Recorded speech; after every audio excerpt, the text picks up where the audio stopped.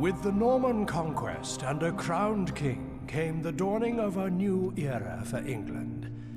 Nobles ordered the construction of mighty castles to fortify the realm. To rule this land is a birthright, but to control it requires the courage and skill few possess.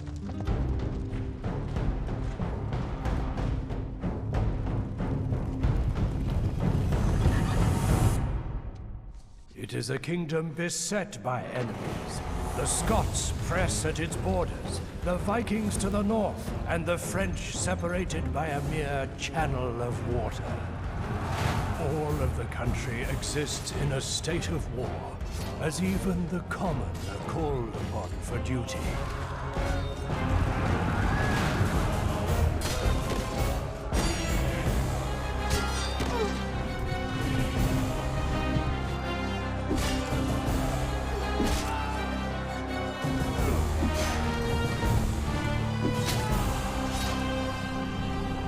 In these times of total war, it rests on the shoulders of those who lead to ensure the kingdom does not fall into ruin.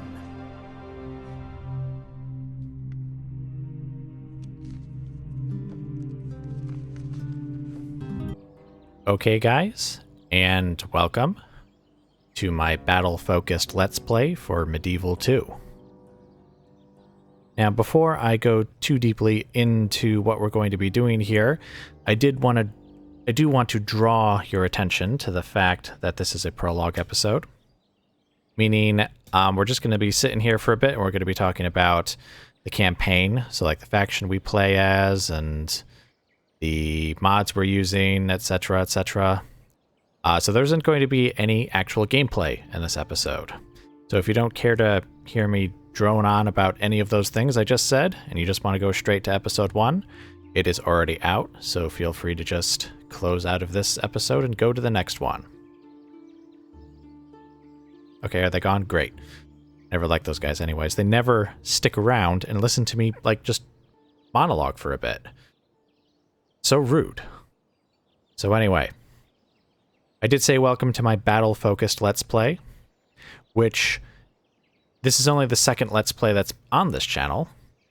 The first one was a remastered campaign, Rome remastered campaign, I should say, as the Julii.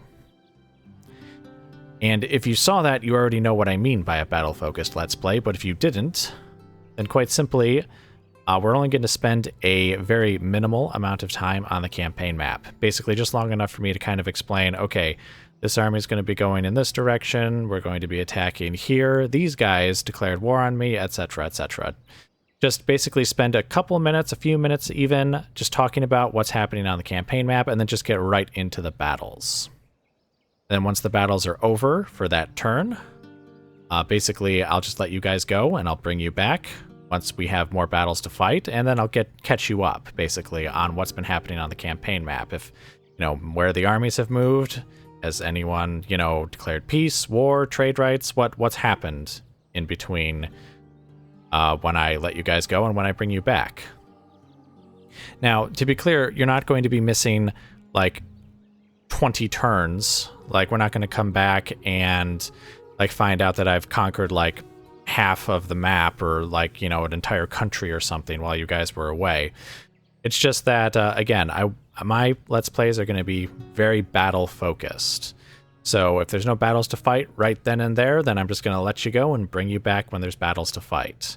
Again, explaining what's been happening on the campaign map along the way, just to make sure that we're all on the same page as to how we got here and why we're here and what the heck we're doing. But anyway, that sounds good to you, then please stick around. Now, obviously, I'll be playing as England, as I'm sure you've already observed, and the reason that I picked England is because, well, when I was a kid, I played Medieval 2 quite a bit. Not as much as the original Rome, but a fair bit nonetheless.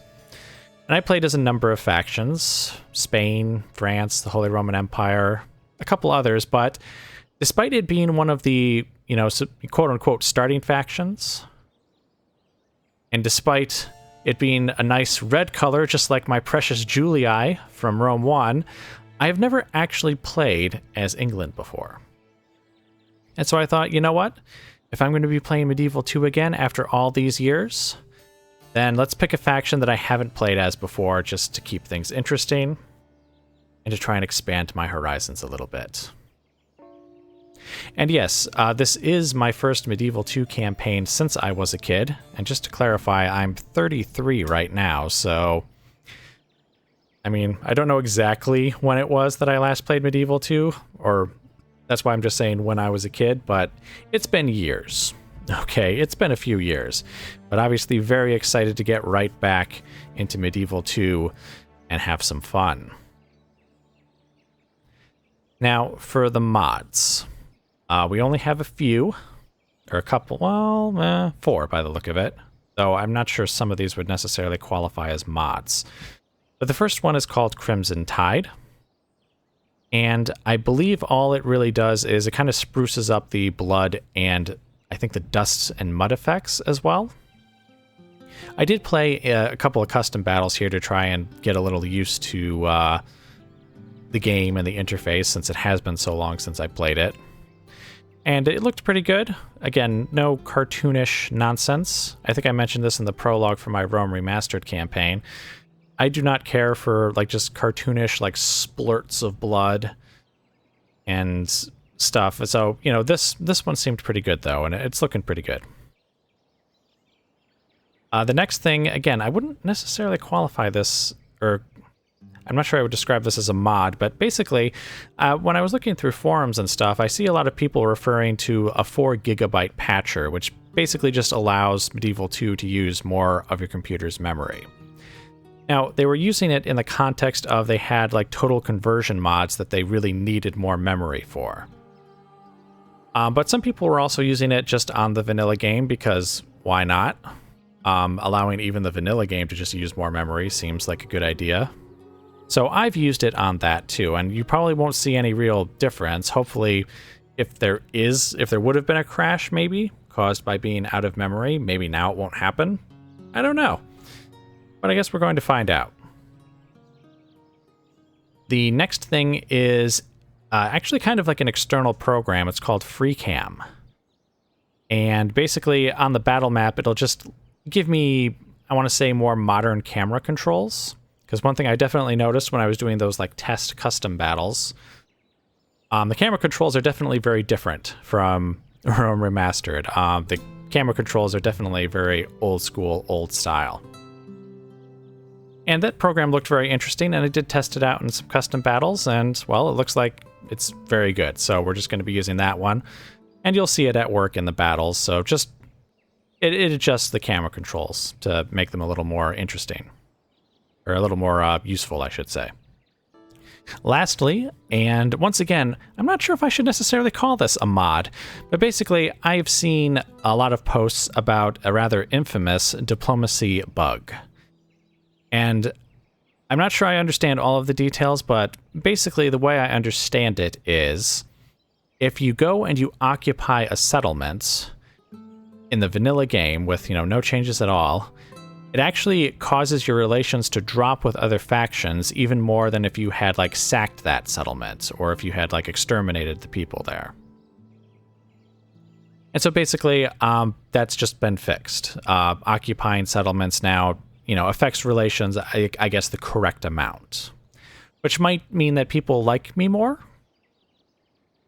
To be honest, I seem to remember every Total War game or campaign that I've ever played, whether in Medieval 2 or not, factions are quite happy to declare war on me, regardless of, like, past transgressions or anything like that. So I'm not sure how much of a difference that will actually make, but again, I guess we will find out together.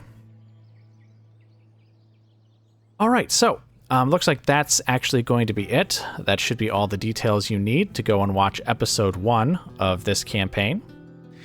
Though before I let you go, I'm just going to switch things up for a moment. Because we are actually going to be doing another campaign simultaneous with my Medieval 2 campaign. I just felt I wanted to spice things up a little bit and get a bit of variety in the campaigns, and so it just seemed like a good idea to try and do more than one campaign at a time. And so now this is back in Rome Remastered, though specifically it's in the Barbarian Invasion expansion. And as you can see, we are playing as the Huns. Now this Let's Play is going to be the same as the others. Everything what I talked about when I said like it's a battle-focused Let's Play, same deal. We're going to have these armies of the Huns running around, burning villages and looting the place and just being a real pain in the butt to everyone else. And basically I'll bring you back anytime there's a battle for us to fight, a settlement for us to take, and spending just the minimum amount of time on the campaign map to kind of explain, okay, here's where the armies are going, and here's, who we're at war with, etc., etc. Now, I picked the Huns because, kind of like when I was talking about England, I actually haven't ever played as the Huns before, and I did want to pick a faction that I hadn't played as. Unlike Medieval 2, though, I haven't played Barbarian Invasion nearly as much as I have, well, the main campaign for Rome 1 or Medieval 2 itself. So technically, I did have quite a much larger selection, to be honest, of factions I could have picked. But I picked the Huns because, well, they weren't just a faction that I hadn't played as before. They start off as a horde faction, so you don't actually have any settlements. You start off as just a bunch of armies. General. The little wheel icon just means that these are part of a horde army. And so I think we get like free upkeep. Like if you look at the costs there, you can see that it's 0. And basically we have to settle down somewhere. Find, I can't remember, I think it's 3 settlements maybe? Something like that, where basically once you take your 3rd settlement, I think you're officially like a settled faction. Could be wrong about that, but I'm pretty sure it's 3. So basically, we're going to go ahead and play as the Huns. We're going to find a new homeland for us to take from its previous inhabitants. And again, we're going to play this campaign simultaneous to the England one. So basically how that should work is every other episode will be one of the England episodes, and then the next episode will be a Huns episode. Now, this campaign will be much shorter than the other one, though, because the other campaign with England is 45 settlements, plus Jerusalem. So, a fairly lengthy campaign. And in Barbarian Invasion, though, the victory conditions are only 15 settlements.